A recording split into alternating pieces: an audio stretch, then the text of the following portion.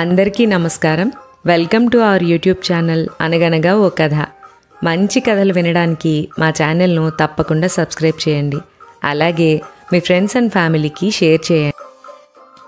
ఇప్పుడు మనం వినబోయేది శ్రీ మన్నెన్ శారద గారు రాసిన మహారాజశ్రీ మా అమ్మగారు 10వ భాగం. తెల్లవారింది. హరిణికి తన గది నుంచి బయటకి రాక తప్పలేదు. ఆమెను చూడగానే శ్రీహరి ఎగిరి గంతేశాడు. హరిణి, బాగున్నావా అన్నాడు ఆదుర్దాగా. హరిణి బలవంతంగా నవ్వింది. బావున్నాను, మీకెప్పుడు తెలివచ్చింది అంది అప్పుడే గమనించినట్లు.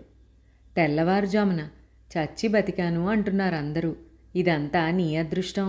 ఇక మన పెళ్ళెప్పుడు అని అడిగాడు శ్రీహరి. ఆ సంగతి నన్నడుగు. ఈరోజు మంచి రోజట, మీ వదిన చెప్పింది. నేను వెళ్ళి దగ్గరలో మంచి ముహూర్తం ఉందేమో కనుక్కొస్తాను అన్నాడు శ్రీపతి. ఆ మాట విని శ్రీహరి మొహం ఉబ్బిపోయింది సంతోషంతో. అందరూ టిఫిన్ చేయడానికి హాల్లోకి చేరుకున్నారు. శ్రీహరికి బాగవ్వడంతో అందరిలోనూ సంతోషం చోటు చేసుకుంది. ఇక అతని పెళ్ళైతే రాణి నిర్మలాదేవి కాళ్లబేరానికి వస్తుంది. దాంతో ఆస్తి హరిణికిచ్చేస్తుంది. ఇక దేనికి లోటుండదు. అందరి ఆలోచన ఇదే. సావిత్రి, వనజలు అందరికీ వడ్డిస్తున్నారు. పెళ్ళయ్యాక నా మాట విని నువ్వు కాంట్రాక్టులు చెయ్యి. ఇద్దరం కలిసి అసోసియేషన్ పెడదాం. డిపార్ట్మెంట్ లొసుగులు నాకు తెలుసు అన్నాడు అవతారం. కాంట్రాక్టులా? అందరికీ పంచాక ఇంక మనకేం మిగులుతుంది అడిగాడు శ్రీహరి. అది నిజమే అనుకో. ఇప్పుడంతా పర్సంటేజీలే. అయినా మిగలకపోతే కాంట్రాక్టులు చేయడానికి వీళ్ళంతా మహానుభావులా? అసలు నువ్వేం చెయ్యక్కర్లేని ఉపాయం ఒకటుందిలే. మా డిపార్ట్మెంటులోనే ఉన్నాడు. అన్నిటికీ టెండర్ వేస్తాడు. డిపార్ట్మెంట్ రేటుకి సంబంధం లేని రేట్లు అతనివి. లోయెస్ట్ అన్నమాట.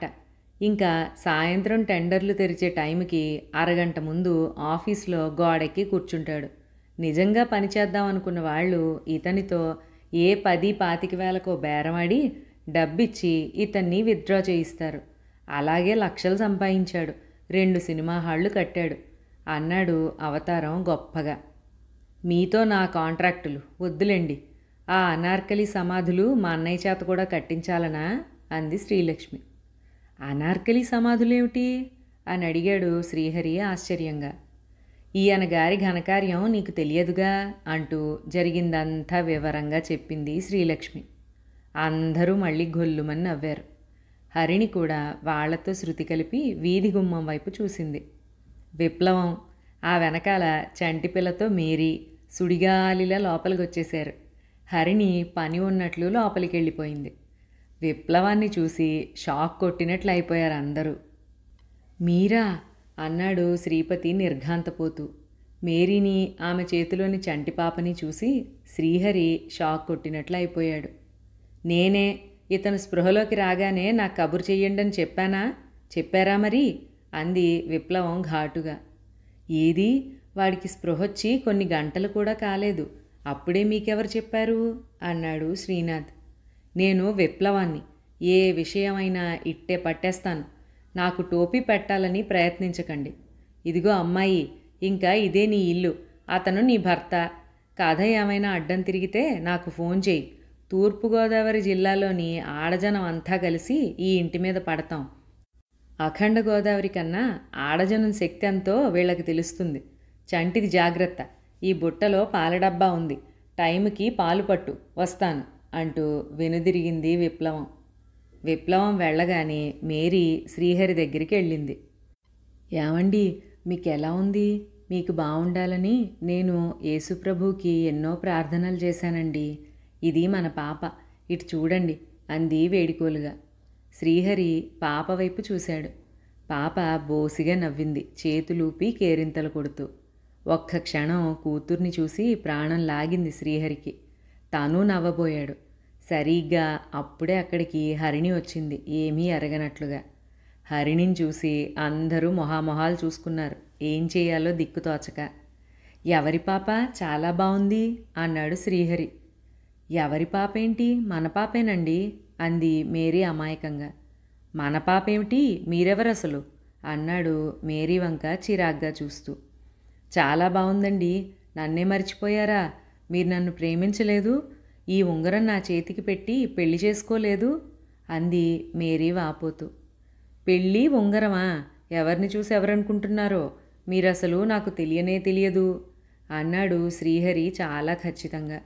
అతని జవాబు విని మేరీ తెల్లబోయింది. సహజంగా ఆమె సాధు స్వభావురాలు. వినయ విధేయతలు కల పిల్ల కావడంతో ఆత్మాభిమానం కన్నీళ్ల రూపం దాల్చింది. హరిణి శ్రీహరి వైపు కోపంగా చూసింది. శ్రీహరి బిక్క చచ్చిపోతూ, హరిణి, ఇవన్నీ నమ్మకు. ఈవిడెవరో నాకు అస్సలు తెలీదు. పాప బావుంది కదా అని పలకరించాను అంతే అన్నాడు. అబద్ధం అంది మేరీ ఉక్రోషంగా. అవును, అబద్ధమనే చెబుతున్నాను అన్నాడు శ్రీహరి మొండిగా. హరిణి గబగబా లోపలికెళ్ళి సూట్ కేసుతో తిరిగొచ్చింది. మీరెక్కడికి అంటూ అందరూ గాభరా పడిపోయారు. ఏట్లోకి, ఎక్కడికైతే మీకెందుకు అంది సీరియస్గా.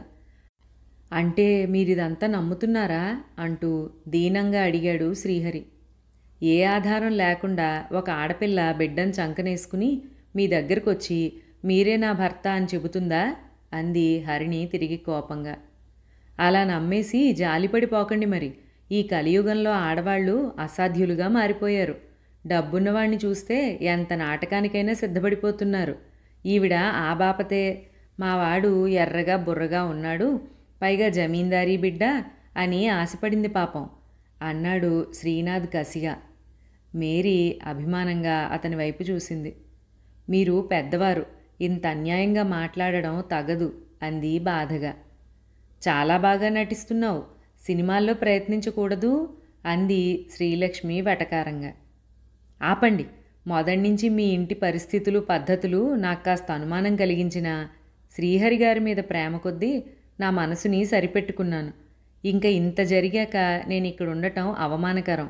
వెంటనే వెళ్ళి మా అమ్మగారికి క్షమాపణ చెప్పి ఆలేరు రాజకుమారుణ్ణే పెళ్లి చేసుకుంటాను అంది హరిణి ఆవేశంగా. పరిస్థితి చెయ్యి దాటిపోతోందని గ్రహించాడు శ్రీహరి. ఇక మాటలతో హరిణి మనసు మార్చటం కష్టమని దబ్బున స్పృహపోయినట్టు కింద నరికిన చెట్టులాగా పడిపోయాడు. అయ్యో అయ్యో, మళ్ళీ కోమాలోకి వెళ్ళిపోయాడు అంటూ గోల పెట్టారు అందరూ. అతను ఆడుతున్న నాటకం హరిణికి అర్థమైంది. సూట్ కేస్ కింద వదిలేసి అయ్యో పాపం అంది బాధగా. మేరీకి కూడా ఏడుపు ముంచుకొచ్చింది. మోసగించిన వాణ్ణి పాకులాడి కాపురం చేయాలనుకోవడం అంత హేయమైన విషయం మరొకటి లేదు స్త్రీకి. పౌరుషంతో వెనుదిరిగింది వెళ్ళిపోవడానికి. మేరీ ఎప్పుడు వెళ్ళిపోతుందా, పీడ విరగడవుతుందని చూస్తున్న వాళ్ళందరూ ఊపిరి పీల్చుకున్నారు. ఆగండి, ఎక్కడికి బయలుదేరుతున్నారు అంది హరిణి. మా ఊరు వెళ్ళిపోతాను అంది దీనంగా మేరీ. ఏ, ఇక్కడ మీ ఆట సాగలేదని మరొకరిని వేటాడడానికి బయలుదేరుతున్నారా అంది హరిణి హేళనగా. సాటి ఆడదాన్ని అంత నీచంగా మాట్లాడకండి అంది ఉక్రోషంగా మేరీ. అతను మీ భర్త అయితే వెళ్ళిపోవడం దేనికి? ఈ ఇంట్లో మీకు హక్కుంది, ఉండండి. తిరిగి అతనికి స్పృహొచ్చాకనే అందరం తేల్చుకుందాం అంది హరిణి. హరిణి మాటలు విని శ్రీహరికి పచ్చి వెలక్కాయ గొంతులో పడ్డట్లు అయింది. ఎప్పుడు మేరీ వెళ్ళిపోతుందా పైకి లేద్దామని అనుకున్న అతని ఆశ నిరాశైపోయింది. బిగుసుకున్నట్లుగా అలానే నేల మీద పడి ఉండిపోయాడు. ఆవిడ్ని వెళ్ళనివ్వకూడదు అంటూ గొణిగింది వనజ. మీకు తెలియదు, ఆవిడ తిన్నగా విప్లవం దగ్గరికి వెళ్తుంది. విప్లవం వరద గోదావరిలాగా ఆడజనాభాతో వచ్చి మీ ఇంటి మీద పడుతుంది. దాంతో మీ ఇంటి గుట్టు పేపర్లకి, టీవీలకి, రేడియోలకి.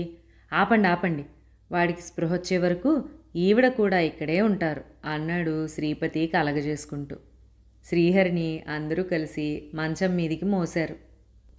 రండి, మీరు నా గదిలో ఉందురుగాని అంటూ మేరీని తన గదిలోకి తీసుకెళ్ళింది హరిణి. వద్దని ఎలా చెప్పాలో తెలియక అందరూ మొహాలు చూసుకుంటూ స్తబ్దంగా నిలబడిపోయారు. ట్యాక్సీ దేవరాజు గారింటి ముందు ఆగింది. అందులోంచి ఓ 25 ఏళ్ల యువకుడు 2 సూట్ కేసులు తీసుకుని దిగాడు. 5 అడుగుల 9 అంగుళాల పొడవు, సమానమైన లావు, చామన ఛాయ రంగు, గాలికి అలల్లా కదులుతోన్న సిల్క్ హెయిర్ క్రాపు, తెలివితేటలతో చురుకుగా మెరుస్తోన్న కళ్ళతో మ్యాన్లీగా ఉన్నాడతను. అతను ట్యాక్సీ రీడింగ్ పే చేసి, ఇది దేవరాజు గారి ఇల్లేనా అని అడిగాడు. అవును, మీరెవరింతకీ అన్నాడు అవతారం గేటు బయట నిలబడి సిగరెట్ కాలుస్తూ. నేను వారి చిన్నబ్బాయిని, నా పేరు నిషీల్. అతని జవాబు విని ఉలిక్కి పడ్డాడు అవతారం. ఏమిటి, నువ్వు నా చిన్న బావుమరిదివా నాయనా? నాకు తెలియకుండా ఎప్పుడు పుట్టావు అన్నాడు వెటకారంగా. అవతారం ప్రశ్నకి అతను చిన్నగా నవ్వి, నన్ను లోపలికి రానిస్తే వివరంగా చెబుతాను అన్నాడు. రా తండ్రి, ఈ కొంపకి ఏమైందో ఏమిటో, రోజుకొకరు కొడుకులమని కోడళ్ళమని వచ్చేస్తున్నారు. నిండా మునిగిన వాడికి చలేమిటి, రా వచ్చేయి అంటూ లోపలికి తీసుకెళ్ళాడు.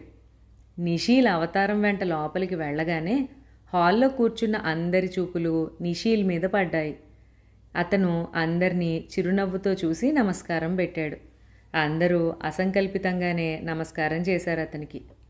ఇదిగో చూడండి పెద్దబావుగారు, ఈ అబ్బాయి మీ తమ్ముడట, దేవరాజు గారి చిన్న కొడుకునంటూ దర్జాగా వచ్చేశాడు, చూసుకోండి మరి అన్నాడు అవతారం.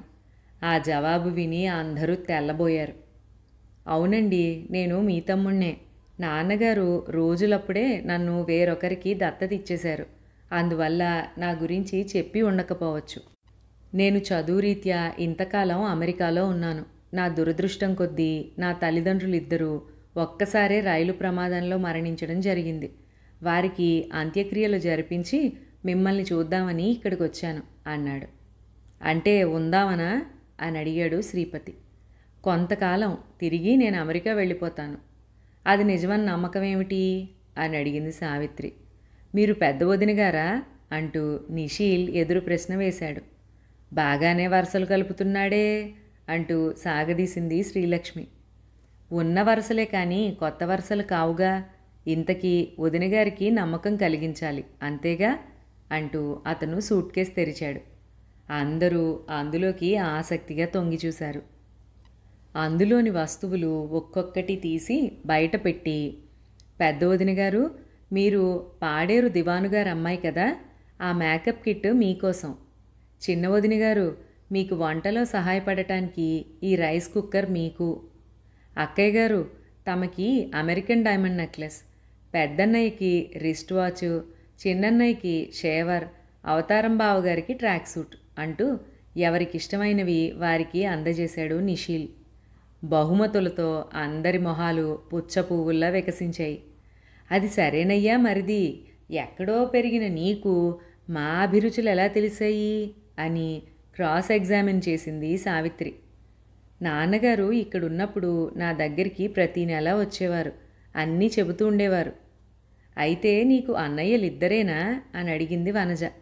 లేదు, కోమాలో ఉన్న చిన్నన్నయ్యకు కూడా తెచ్చాను గిఫ్ట్. ఈ డైమండ్ రింగ్ ఆయనకే అన్నాడు చిన్న బాక్స్ తెరిచి చూపిస్తూ. అయితే నీకు అన్నీ తెలుసన్నమాట అన్నాడు శ్రీనాథ్ ఆశ్చర్యంగా. మరి నాన్నగారు విదేశాల్లోనే ఉన్నారుగా, నీకు కనిపించలేదా అని అడిగాడు శ్రీపతి. ఆ సంగతులన్నీ తర్వాత చెబుతాను, ముందు చిన్నన్నయ్యని చూద్దాం పదండి అన్నాడు. అందరూ శ్రీహరి పడుకున్న గదిలోకి వెళ్ళారు. ఉన్నట్టుండి నిన్న స్పృహొచ్చింది, ఇంక పర్వాలేదు అనుకున్నాం, మళ్ళీ ఏం ముంచుకొచ్చిందో, విరగబడి పడిపోయాడు అంది శ్రీలక్ష్మి బాధగా. ఏదైనా షాకింగ్ న్యూస్ విన్నారా అని అడిగాడు నిషీల్. అదిగో ఆవిడగారు భార్యనంటూ వచ్చిందిగా అని శ్రీలక్ష్మి ఠక్కున అంది. శ్రీపతి చెల్లెలి వైపు కళ్ళు ఎర్రజేసి, విషయం తెలియకపోయినా ఎవరిష్టం వచ్చినట్లు వాళ్ళు మాట్లాడేస్తారు. శ్రీహరికి పెళ్లి నిశ్చయమైంది, ఆ అమ్మాయి ప్రస్తుతం ఇక్కడే ఉంది అంటూ మాట మార్చాడు. శ్రీపతి వెనకాల నిషీల్ శ్రీహరి ఉన్న గదిలోకి వచ్చాడు. శ్రీహరి బిర్ర బిగుసుకుని మంచం మీద పడుకున్నాడు. స్పృహ లేనప్పుడేమో కానీ ఇప్పుడు ఇలా పడుకోవాలంటే నరకంలా ఉందతనికి. మేరీని పీక పిసికి చంపాలనిపిస్తోంది. సమయానికి శని దేవతలా వచ్చేసింది. ఆ విప్లవం తన మీద కక్ష సాధించడానికి ఇంత పనిచేసింది. ఎన్నాళ్ళు ఇలా గడపాలో ఏమిటో. నిషీల్ శ్రీహరి వంక జాలిగా చూశాడు. అన్నయ్యని మంచి డాక్టర్కి చూపిస్తాను అన్నాడు. శ్రీపతి నిషీల్ వైపు కృతజ్ఞతగా చూశాడు. మాతో పెరగకపోయినా మమ్మల్ని ఇప్పుడే చూసినా నువ్వు మా పట్ల ఇంత ప్రేమగా ప్రవర్తిస్తున్నందుకు చాలా సంతోషంగా ఉంది అన్నాడు. నేను పరాయివాడినా అన్నయ్య అలా అంటున్నావు? పెంచిన తల్లిదండ్రుల్ని పోగొట్టుకున్న నన్ను పరాయివాడిలా చూడకండి అన్నాడు నిషీల్ బాధగా.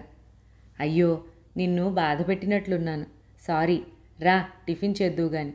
సావిత్రి, నిషీల్కి టిఫిన్ ఏర్పాట్లు చూడు అన్నాడు శ్రీపతి. అతను సావిత్రిని పిలిచినా నిషీల్ ఇచ్చిన గిఫ్ట్స్ నిషాలో ఉన్న ఆడవాళ్ళందరూ హడావుడిగా వంటగదిలోకి పరిగెత్తారు. హరిణి, మేరీ గదిలో కూర్చుని జరుగుతోన్న తతంగం అంతా గమనిస్తున్నారు. హరిణి దుర్గమ్మ మనవరాలని, తన కోసమే వాళ్ళు ఈ నాటకం ఆడుతున్నారని హరిణి వల్ల తెలుసుకుని మేరీ సంతోషించింది. నిజంగానే అతను వీళ్ళ తమ్ముడే అంటారా అని అడిగింది మేరీ. తెలియదు అంది హరిణి. తమ్ముణ్ణి చూసుకుని ఈరోజు వాళ్ళు మీ సంగతే మర్చిపోయారు. చిన్న డ్రామా వెయ్యండి అంది మేరీ ఒళ్ళోని బేబీని జోకొడుతూ. హరిణి లేచి నిలబడి తలుపుని దఢాలన తన్నింది. ఆ శబ్దానికి శ్రీహరి ఉలిక్కిపడి కళ్ళు తెరిచి మళ్ళీ గబుక్కును మూసుకున్నాడు. నర్సు ఇదంతా చూసి షాక్ తిని గబగబా వెళ్ళి శ్రీహరి నాడి పట్టుకుని చూసింది. నాడి బాగానే కొట్టుకుంటోంది. నర్సు హమ్మయ్య అని మళ్ళీ వచ్చి స్టూల్ మీద కూర్చుంది. తలుపు శబ్దానికి వనజ పరిగెత్తుకుని వచ్చింది. ఏమిటి హరిణి గారు, ఏం జరిగింది అంది గాభరాగా. నేను బయలుదేరుతున్నాను అంది హరిణి కోపంగా. ఎక్కడికి? మా ఊరికి. ఎందుకని? మీకు మీ హడావుళ్ళు, చుట్టాలు, గొడవలు సరిపోతున్నాయి. నా సంగతి పట్టించుకునేవారే లేరు. నేననగా నాకు పేస్టు, కాస్మెటిక్ ఐటమ్స్ కావాలని లిస్టు రాసిచ్చాను. తెచ్చిన వాళ్లే లేరు అంది హరిణి. సారీ హరిణి గారు, మా చిన్నమరిది గారు ఫారిన్ నుంచి వచ్చారు. ఆ సందట్లో మీ సంగతి మర్చిపోయాం. ఇంతకీ లిస్ట్ ఎవరికిచ్చారు అని అడిగింది వనజ. అవతారం గారు తీసుకున్నారు. సరే, ఇంక అయినట్లే, నాకు ఇవ్వండి, నేను నిమిషంలో తెప్పిస్తాను అంది వనజ. హరిణి విసుగ్గా తిరిగి రాసిస్తూ, నిన్న నాకు నీరసంగా ఉందని చెప్పి యాపిల్ జ్యూస్ తెప్పించమన్నాను. ఆ విషయం కూడా మర్చిపోయారు అంది. నేను తెప్పిస్తానుగా అంటూ వనజ ఆ స్లిప్ తీసుకుని భర్త దగ్గరికి వెళ్ళి, ఇవన్నీ తొందరగా తీసుకురండి, లేకపోతే ఆ పీలేరు రాజకుమారి వెళ్ళిపోవడానికి సిద్ధపడుతోంది అంది. వెళ్తే వెళ్ళని, ఇవన్నీ తీసుకురావడానికి నా దగ్గర డబ్బెక్కడిది అన్నాడు శ్రీనాథ్ విసుగ్గా. వనజ గబుక్కున భర్త నోరు మూసేసింది. షూ, గట్టిగా మాట్లాడకండి. వచ్చిన దగ్గర నుంచి నేను తనని బాగా చూసుకుంటున్నానని, ఆ అమ్మాయికి నేనంటే ఇష్టం. దాసి మొహాన్నే రవ్వలహారం పడేస్తానన్న మనిషి మనకి బాగా ఇస్తుంది. ఈరోజు మనం చేసిన పనులు ఉత్తినే పోవు అంది వనజ. శ్రీనాథ్ అయిష్టంగానే బయటికెళ్ళాడు చెప్పినవి తీసుకురావడానికి. కాసేపటిలోనే తిరిగొచ్చి, ఇదిగో యాపిల్ జ్యూస్. ఈ ఐటమ్స్ మాత్రం రాజమండ్రిలో ఏ షాపులోనూ లేవట. హైదరాబాద్ కానీ మద్రాస్ కానీ వెళ్ళాలట అన్నాడు. వనజ ఉసూరుమంది. ఏమిటవి అంటూ అన్నగారి చేతిలోని స్లిప్ తీసుకుని చూసింది. ఆవిడకి అర్థం కాలేదు. ఏమిటవి, మందులా అంది భర్తకి చూపిస్తూ. ఇవన్నీ ఖరీదైన ఫారిన్ కాస్మెటిక్స్. జాలీ పౌడర్ రాసుకునే నీకేం తెలుస్తుంది అన్నాడు అవతారం హేళనగా.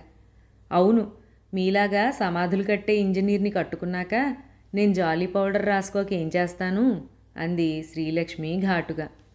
వాళ్ళిద్దరి వ్యవహారం చూసి శ్రీనాథ్కి కోపం వచ్చింది. ఇంట్లో ఎవరున్నది లేనిది మీకు అక్కర్లేదు. మంచి మర్యాద లేకుండా వీధి భాగవతం మొదలెడతారు అన్నాడు సీరియస్గా. శ్రీలక్ష్మి ఏదో అందామనుకుంది కానీ సరిగ్గా అప్పుడే నిషీల్ గదిలోంచి ఏమిటి అన్నాడు. అబ్బే ఏమీ లేదు, పీలేరు రాకుమారి గారు ఏవో కాస్మెటిక్ ఐటమ్స్ కావాలన్నారు, అవి ఇక్కడ దొరకవట అన్నాడు శ్రీనాథ్. నిషీల్ ఆ స్లిప్ తీసుకుని చూసి, ఇంతకంటే మంచివి నా దగ్గరున్నాయి, తీసుకెళ్ళి ఇవ్వండి అంటూ లోపలికెళ్ళి తన సూట్ కేసులో ఉన్న కొన్ని బాటిల్స్ తెచ్చి శ్రీనాథ్ చేతిలో పెట్టాడు. శ్రీలక్ష్మి ఆత్రంగా, ఇవి రాసుకుంటే తెల్లగా అవుతారా అని వాటిని అందుకోబోయింది. లేదు, బొల్లొస్తుంది అంటూ వనజ వాటిని తీసుకుని హరిణి దగ్గరికి పరిగెత్తింది. ఇదిగోండి హరిణి గారు, మీరు రాసినవి ఈ ఊళ్ళోనే లేవుట. అంతకంటే మంచివి అమెరికా నుండి తెచ్చినవి ఇచ్చాడు మా చిన్నమరిది అని కొంచెం గర్వంగా చెప్పింది. హరిణి వాటిని తిప్పి చూసి, ఇవి నాకొద్దు, నేను రాసినవే నాకు కావాలి అంది. ఆ జవాబు విని వనజ హతాశురాలయ్యింది. మీరేమిటో కానీ ఉన్నట్లుండి చాలా మారిపోయారు అంది వనజ. మారడం కాదు, ఓపిక పట్టాను. కానీ మీరు నన్ను కట్టి పడేసి ఉంచాలని ప్రయత్నిస్తున్నారు. నిజం చెప్పాలంటే మా కోటలో ఒక హాల్ అంత లేదు మీ ఇల్లు. కేవలం ప్రేమించిన పాపానికి ఈ హెల్ అంతా అనుభవిస్తున్నాను. అతనికేమో స్పృహ రాదు, ఇక్కడేమో అతని భార్యలం అంటూ ఇంకెంతమంది వస్తారో తెలియడం లేదు అంది హరిణి కోపంగా. నేనే ఆయన అసలు భార్యని అంది మేరీ. షటప్, నేనే అతనికి కాబోయే సిసలైన భార్యని అంది హరిణి. లేదు నేను కాదు, నేనే. ఈ గొడవకి నిషీల్ అక్కడికొచ్చి వాళ్ళిద్దరినీ చూశాడు. హరిణి కూడా అతని వైపు చూసి మొహం తిప్పుకుంది. కానీ అప్పటికే అతని రూపం ఆమె హృదయంలో ముద్రించుకుపోయింది. మగవారిలో చాలా అరుదుగా కనిపించే అందం. నిషీల్ కూడా ఆమె నుంచి కళ్ళు తిప్పుకోలేకపోయాడు. అయినా సభ్యత కోసం చూపులు తిప్పుకుని, ఈ పాప ఎవరు, ముద్దుగా ఉంది అని అడిగాడు. ఇంకెవరు, మీ అన్నయ్య శ్రీహరి కూతురే అంది మేరీ. అంటే మీరు? నేనాయన భార్యని. పచ్చి అబద్ధం అంది హరిణి. నిషీల్ హరిణి వైపు చిత్రంగా చూశాడు. మీరు అని అడిగాడు. హరిణి జవాబు చెప్పకుండా మొహం తిప్పుకుంది. ఆవిడే పీలేరు రాకుమారి హరిణీదేవి గారు అంది శ్రీలక్ష్మి ప్రతి పదం ఒత్తి పలుకుతూ. మరి అన్నయ్యకి పెళ్ళైతే ఈవిడ అని అడిగాడు నిషీల్. అదంతా వాడికి స్పృహొస్తే గాని తేలే విషయం కాదు అంటూ జరిగిందంతా చెప్పేసింది శ్రీలక్ష్మి. ఐ సీ, ఎవరెవరో ఏవేవో చెప్పుకుని ఈ ఇంట్లో పడి తింటున్నారన్నమాట అన్నాడు నిషీల్. మాటలు తిన్నగా రానివ్వండి. నిజానికి మా దివాణంలో ఈ తిండి పశువులు కూడా తినవు. తిండి లేక వచ్చినట్లు మాట్లాడుతున్నారే, నేను వెళ్తాను అంటూ మళ్ళీ సూట్ కేసు అందుకుంది హరిణి. వనజ మళ్ళీ హరిణికి అడ్డం నిలబడింది. సారీ, నా వల్ల మీరు వెళ్ళడం దేనికి, నా జోక్యానికి క్షమించండి అంటూ వెనక్కి వెళ్ళిపోయాడు నిషీల్. వనజ బ్రతిమాలడంతో హరిణి తాత్కాలికంగా శాంతించింది. అర్ధరాత్రి 1 గంట అవుతోంది. ఉన్నట్టుండి మేరీ కూతురు గుక్క పెట్టి ఏడవడం ప్రారంభించింది. ఎంత సముదాయించినా పాప ఏడుపు ఆపడం లేదు, పాలు తాగడం లేదు. మేరీ కన్నీళ్ల పర్యంతం అయిపోతోంది. హరిణి గాభరాగా నిద్రలేచి ఏమైంది అని అడిగింది. తెలియడం లేదు అంది మేరీ ఏడుస్తూ. హరిణి పాపనెత్తుకుని ఊరుకోపెట్టడానికి ప్రయత్నించింది. కానీ పాప గుక్క పెట్టి ఏడుస్తూనే ఉంది.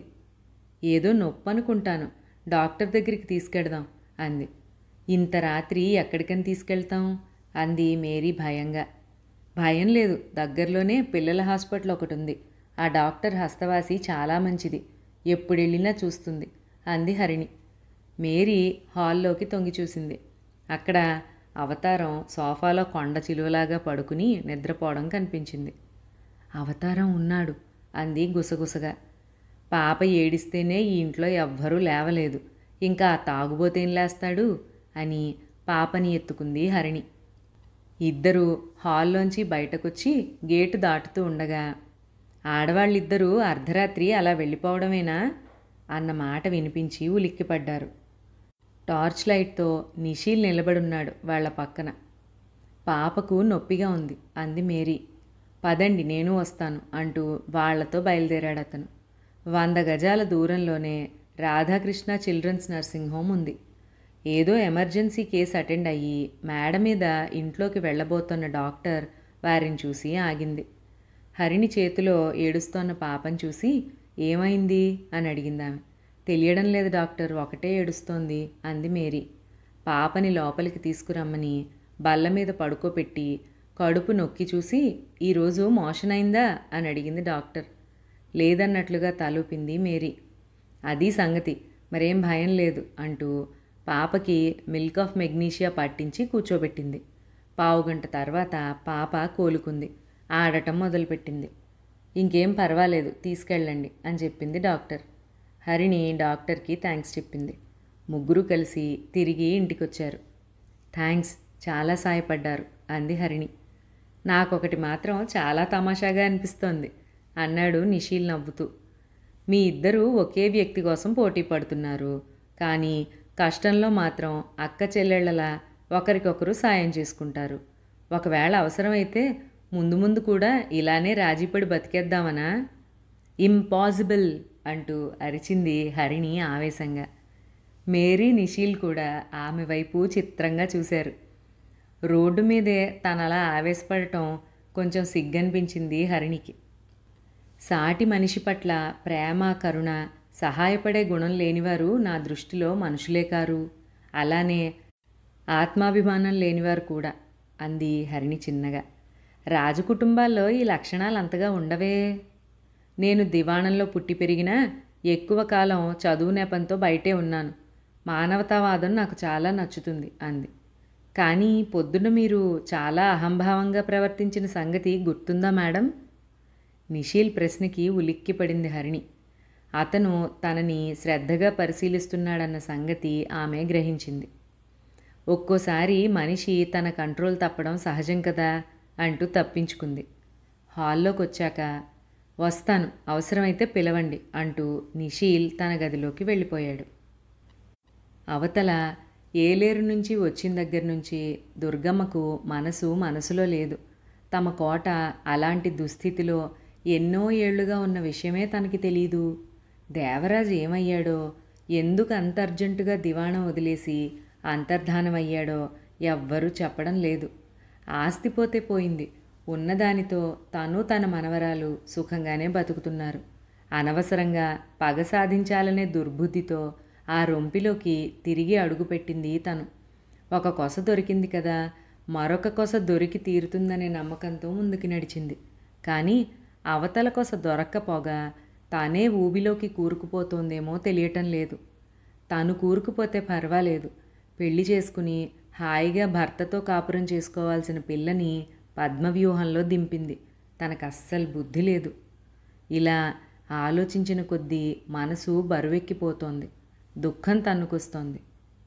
వెంటనే ఛీ, తానే ఆడవడం ఏమిటి, రేపే వెళ్ళి హరిణిని చూసి రావాలి, వీలైతే తీసుకొచ్చేయాలి. ఈ ఊరు తనకేం స్వంతం కాదు, ఇక్కడికొచ్చినట్లే మరో ఊరు వెళ్ళి హాయిగా బతకచ్చు అని దుర్గమ్మ తనని తానే ఊరడించుకుంది. సరిగ్గా అప్పుడే ఎవరో తలుపు తట్టిన చప్పుడైతే దుర్గమ్మ లేచి వెళ్ళి తలుపు తీసింది. తెరిచి తెరవగానే తెల్లబోయి మీరా అంది. అవును, మేమే మా అమ్మగారు, మీరే మమ్మల్ని రక్షించాలి అంటూ వాళ్ళిద్దరూ దుర్గమ్మ కాళ్ల మీద పడిపోయారు. వాళ్ళిద్దరినీ లేవనెత్తింది. అతను తనకే సైగలు చేస్తున్నాడని విప్లవం చేత తన్నులు తిన్న వ్యక్తి. ఆమె తమ పై అంతస్తులో ఉన్న నాయుడుగారమ్మాయి. ఇద్దరి మెడలో పూలదండలున్నాయి, నుదుట బాసికాలున్నాయి. ఆ పిల్ల మెడలో పసుపు తాడుతో మెరుస్తోన్న మంగళసూత్రం ఉంది. మీరిద్దరూ పెళ్లి చేసేసుకున్నారా అంది. అవునండి అన్నాడతను. ఎక్కడా? కొవ్వూరు సాయిబాబా గుళ్ళో. పెద్దవాళ్ళు ఒప్పుకోలేదా? లేదండి, భయమేసి మేమే అడగలేదు అన్నాడు అబ్బాయి. ఏడ్చినట్లుంది. మీ ఇంటికి తీసుకెళ్ళక ఇక్కడికొచ్చావేమిటి అంది దుర్గమ్మ విసుగ్గా. ముందా తలుపు వెయ్యండి, అంతా చెబుతాం అంది ఆ అమ్మాయి భయంగా. దుర్గమ్మ తలుపు మూసి కూర్చోండి అంది. ఇద్దరూ కూర్చున్నారు.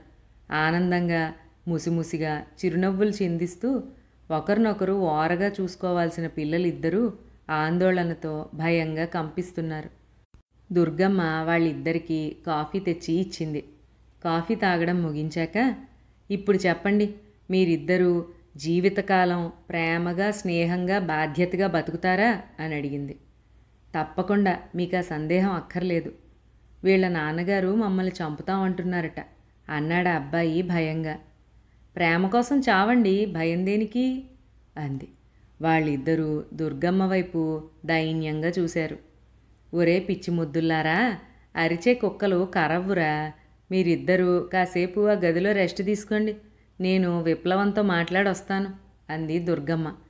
అమ్మో, ఆవిడతోనా అంటూ భయపడ్డాడు అబ్బాయి. ఆవిడ మునుపటి విప్లవం కాదులే, మీకేం భయం లేదు అంటూ దుర్గమ్మ విప్లవం ఫ్లాట్కి వెళ్ళి బెల్ల కొట్టింది. ఆవిడ తలుపు తీసి మీరా అంది. నేనే, ఏమైనా రాసుకుంటున్నావా అంది దుర్గమ్మ. అదొక్కటే తక్కువ, మీరీ ఫ్లాట్లోకి వచ్చాక నా కవిత్వమే పడిపోయింది. అంతకుముందు ఒక్క నెలలోనే 4 ఖడ్గాలు, చేతుల గొడ్డళ్ళు అని 2 సంకలనాలు రాశాను అంది విప్లవం విచారంగా. మరింకే, ఆ కాగితాల మీద రాసినవి చేసి చూపిస్తావనే వచ్చాను, ఒకసారి మా ఇంట్లోకి రా అంది దుర్గమ్మ. ఎందుకు అని సందేహంగా అడిగింది విప్లవం. టైం వేస్ట్ చేసే పరిస్థితి కాదు, రా అంటూ విప్లవాన్ని బలవంతంగా తన అపార్ట్మెంట్లోకి లాక్కెళ్ళింది దుర్గమ్మ. విప్లవాన్ని చూడగానే వాళ్ళిద్దరూ భయంగా లేచి నిలబడ్డారు. నువ్వా అంది విప్లవం అతన్ని కోపంగా చూసి. ఇంకా కోపం దేనికి? అప్పుడు ఆ లెటర్ రాసి విసిరింది ఈ పిల్లకే, మన పైన ఉంటుంది అంది దుర్గమ్మ. ఈ పిల్ల నాయుడు గారి అమ్మాయి రోజా కదూ? అవును, రోజానే. వీళ్ళిద్దరూ ప్రేమించుకుని పెళ్లి చేసేసుకున్నారు ఈ పూట. ప్రేమించుకోవడానికి, ప్రేమలేఖలు గాల్లోకి విసురుకోవడానికి, చివరికి దొంగ పెళ్లి చేసుకోవడానికి భయపడని వీళ్ళు ఇప్పుడు వాళ్ళ తల్లిదండ్రులకి జడిసి చస్తున్నారు. వాళ్ళకి నువ్వు సర్ది చెప్తావని నిన్నిక్కడికి తీసుకొచ్చాను. నేనా? అవును నువ్వే. ఏం కుదరదా? నా సిద్ధాంతాల్ని మీరు గోదావరిలో కలిపేస్తున్నారు. నాకు పెళ్ళన్నా, ప్రేమలన్నా, మగాళ్ళన్నా మహాఒళ్ళుమంట. నన్ను ఇలాంటి వాటికి మధ్యవర్తిని చేస్తున్నారు మీరు అంది విప్లవం చిరాగ్గా. దుర్గమ్మ వేదాంతిలా నవ్వింది. చూడు, నీ నోటితోనే గోదావరి సంగతి ఎత్తావు కాబట్టి చెబుతున్నాను. గోదావరి కూడా ఉరుకులెత్తుతూ సముద్రంలోనే కలుస్తోంది. అంతెందుకు, నీళ్లు పల్లానికే ప్రవహిస్తాయి. ప్రేమ కూడా ప్రేమ కోసమే వెంపర్లాడుతుంది. దీన్ని ఎవరైనా కాదన్నారంటే వాళ్ళు ప్రకృతి విరుద్ధంగా మాట్లాడుతున్నారు అనుకోవాలి. పెళ్లిలో ప్రేమలో మోసాలుండొచ్చు. ఆ పేరుతో చాలామంది దగా కూడా చెయ్యొచ్చు. అంత మాత్రాన పూర్తిగా ప్రేమరాహిత్యంతో బతకమని చెప్పడం మనుషుల్ని మరబొమ్మలుగా బతకమని చెప్పడమే అంది. సరే, ఇప్పుడు ఏం చేయమంటారు నన్ను అని అడిగింది. పద, వీళ్ళని తీసుకెళ్ళి నాయుడు గారింట్లో అప్పచెప్పి సర్ది చెబుదాం అంది దుర్గమ్మ. దానికి నాకన్నా మీరే సమర్థులు. అబ్బా, మళ్ళీ మెలికేస్తున్న విప్లవం. నేను ఎంత నోరు పెట్టి కరిచినా గయ్యాళి దుర్గమ్మనే అవుతాను కానీ విప్లవాన్ని కాదు. నీ పేరుకి అంత కీర్తుంది. నువ్వు జోక్యం చేసుకుంటే భయపడి చస్తారు అంది. ఆ ఒక్క మాటతో విప్లవం మొహంలో కాంతి చోటు చేసుకుంది. పదండి అంది కొంగు నడుంకి బిగించి. రండి అని వధూవరుల్ని వెంట పెట్టుకుని మెట్లెక్కింది దుర్గమ్మ. ఏమాత్రం ఊహించని ఈ పక్కింటి పెళ్ళిని దుర్గమ్మ విప్లవం కలిసి ఎంతవరకు సక్సెస్ చేస్తారో తర్వాయి భాగంలో విందాం. అంతవరకు సెలవు.